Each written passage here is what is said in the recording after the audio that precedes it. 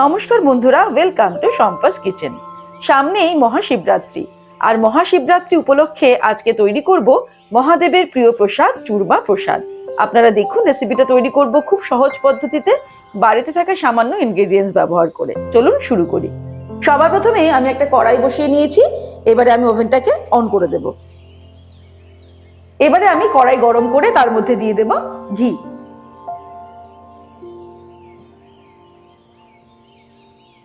2 table spoon ঘি দিয়ে দিলাম। ফ্লেমটাকে একদম লোতে রেখেছি। এবারে এর মধ্যে আমি কিছু ড্রাই ফ্রুটস ভেজে নেব। প্রথমেই দিয়ে দিচ্ছি আমন্ড, আর দিয়ে দেব কাজু। কাজু বাদাম আর আমন্ডটাকে একটু ফ্রাই করে নেব। 1 মিনিট এগুলোকে ফ্রাই করে নিয়ে তারপর আমি কিশমিশ দিয়ে দেব।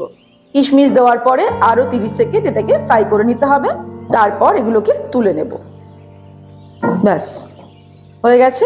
এবার এগুলোকে তুলে নিচ্ছি। ড্রাই ফ্রুটস ভেজে নেওয়ার পর আমি আরো 1 টেবিল স্পুন ঘি দিয়ে দিলাম। ঘিটা সম্পূর্ণ মেল্ট হয়ে গেলে এর মধ্যে দিয়ে দেব মৌরি। 1/2 টিস্পুন মৌরি দিয়ে দিলাম। মৌরিটাকে আলাদা করে ফ্রাই করার দরকার নেই, একই সঙ্গে দিয়ে দেব 1 কাপ পরিমাণে আটা। ভগবানের ভোগে দেওয়ার জন্য আটা দিয়েই কিন্তু এই চূরমা প্রসাদ তৈরি করা হয়। এবারে ফ্লেমটাকে একদম লোতে রেখে আমাদের এরকম নাড়তে নাড়তে রান্না করতে হবে একটু সময় নিয়ে। আর যদি দরকার হয় তাহলে আরো একটু ঘি আমরা অল্প অল্প করে অ্যাড করতে থাকবো। এই প্রসাদে কিন্তু কোনো জল ব্যবহার করব না। একটু সময় নিয়ে নাড়তে নাড়তে যতক্ষণ না আটার কালারটা সম্পূর্ণ গোল্ডেন ব্রাউন হয়ে যাচ্ছে ততক্ষণ এরকম নাড়তে নাড়তে রান্না করতে হবে।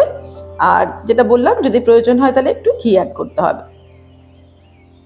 প্রায় 15 মিনিট ধরে আমি এটাকে লো ফ্লেমে নাড়াচাড়া করতে করতে রান্না করছি। এটা কিন্তু লো ফ্লেমেই করতে হবে, হাই ফ্লেমে হলে কিন্তু পুড়ে যেতে পারে, নিচটা লেগে যেতে পারে।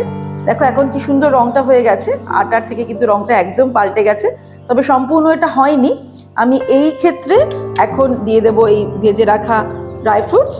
তারপর আরো 4-5 মিনিট নাড়তে নাড়তে রান্না করব। আরো 5 মিনিট আমি নাড়তে নাড়তে রান্না করলাম। এবারে কিন্তু এটা কমপ্লিট হয়ে গেছে। এবারে আমি ওভেনটাকে অফ করে দেব। ওভেন অফ করার পর তারপর এর মধ্যে আমি অ্যাড করে দেব চিনি। 1/3 কাপ চিনি নিয়েছি। ওভেনটাকে কিন্তু অফ করেই চিনিটা অ্যাড করতে হবে, আর চিনি অ্যাড করে আমরা ভালো করে এটাকে মিক্স করে দেব। আপনারা চাইলে গুড়ও ব্যবহার করতে পারেন, পরিমাণটা একই রাখতে হবে। তবে গুড় ব্যবহার করলে চেষ্টা করতে হবে একটু শুকনো গুড় ব্যবহার করতে। এইভাবে নাড়লেই কিন্তু চিনিটা গলে যাবে, যে গরমের তাপটা আছে, অথচ জলো ভাবটা হবে না। ব্যাস আমি আরো 2-3 মিনিট এটাকে নাড়াচাড়া করে নিলাম।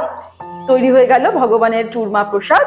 এবারে ঠান্ডা হলে ভগবানকে ভোগে নিবেদন করতে হবে। ব্যাস তৈরি হয়ে গেল মহাদেবের প্রিয় প্রসাদ চূরমা প্রসাদ। বাড়িতে থাকা আটা আর কয়েকটা সামগ্রী দিয়েই অল্প সময়ে তৈরি হয়ে গেল এই প্রসাদ। আগামী শিবরাত্রিতে আপনারা এই প্রসাদ তৈরি করে ভগবানকে ভোগ নিবেদন করতে পারেন।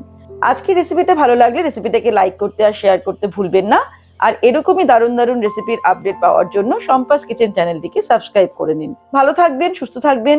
সবাইকে শিবরাত্রির শুভকামনা জানিয়ে আজকের রেসিপি শেষ করছি। নমস্কার।